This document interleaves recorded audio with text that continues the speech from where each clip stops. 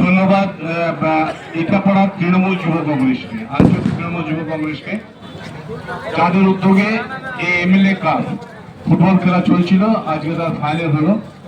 আমি যেহেতু দুর্গা পূজার পর এসেছি, আমাদের পাড়া গায়ে ঘরে আমাদের একটা রেওয়াজ আছে যে দুর্গা পূজার পর সবাইকে যেতে হয় সবার বাড়িতে, পুরো গ্রাম। তো যেহেতু আসা হয়নি, তো সবাইকে যখন এখানে একসাথে পেয়েছি, যারা গুরুজন আছো তাদেরকে আমার শারদীয়ার প্রণাম। ছোট্ট এবং বন্ধু যারা আছে তাদেরকে অনেক অনেক ভালোবাসা রইল। আমরা খুব সুন্দর শান্তিপূর্ণ পরিবেশে আমাদের এই দুর্গোৎসব পার করেছি এবং আর কয়েকদিন পরে আমাদের কালী পুজো আছে, ছট পুজো আছে। তাই সকলকে কালী পুজোর আগাম প্রতি শুভেচ্ছা অভিনন্দন রইল। খুব ভালো খেলা হয়েছে, তবে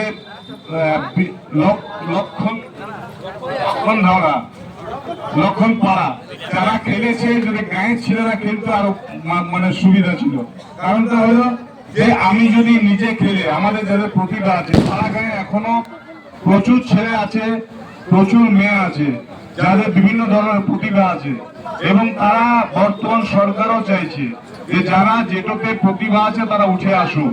আর আমরা সব সময় আছি, তাই সকলকে অনেক অনেক অভিনন্দন রইল, শুভেচ্ছা রইল। এই আজকের ফাইনালে কৌশিক আছে, আমাদের বড়বাবু আছে, প্রধান আছে, সুকুমার আছে, উপপ্রধান আছে, পঞ্চায়েত মেম্বাররা আছে এবং আপনারা সবাই আছেন। সকলকে অনেক অনেক অভিনন্দন রইল, শুভেচ্ছা রইল।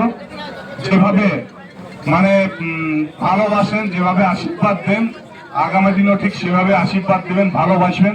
নিশ্চিতভাবে আমরা যেমন একসাথে আছি, আগামী দিনও সেভাবে একসাথে থাকবো। ধন্যবাদ, নমস্কার।